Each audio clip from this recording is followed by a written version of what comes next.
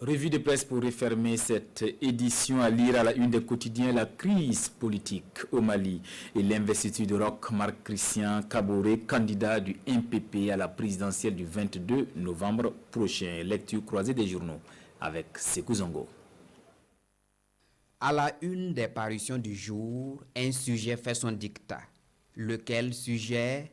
L'investiture de Roch Marc Christian Kaboré. Pour aujourd'hui au Faso, c'est un secret de polichinelle, car au-delà du mouvement du peuple pour le progrès MPP, c'est toute la PMP, l'alliance des partis de la majorité présidentielle qui s'aligne derrière Roch, souligne le journal, et pour corroborer, investiture du candidat du MPP, Roch naturellement s'exclame aujourd'hui au Faso. Roch n'est plus le candidat du MPP, mais celui des forces progressistes. Propos de Simon Compaoré, repris par l'observateur Palga. Le journal qui conclut à propos de ce soutien, l'œuf dans les mains de Roch. Une coalition MPP et forces progressistes. Le doyen des quotidiens burkinabés s'en fait une idée et affiche à sa manchette investiture Roch Marc Christian Kaboré. Le MPP rêve d'un deuxième coup KO. Mais attention, interpelle la rédaction de Aujourd'hui au Faso. Cette investiture est une épreuve du président candidat. Même s'il reconnaît le journal, le rôle de double chapeau est difficile à jouer. Le président doit reconnaître la ligne de démarcation entre les actions présidentielles et celles du candidat.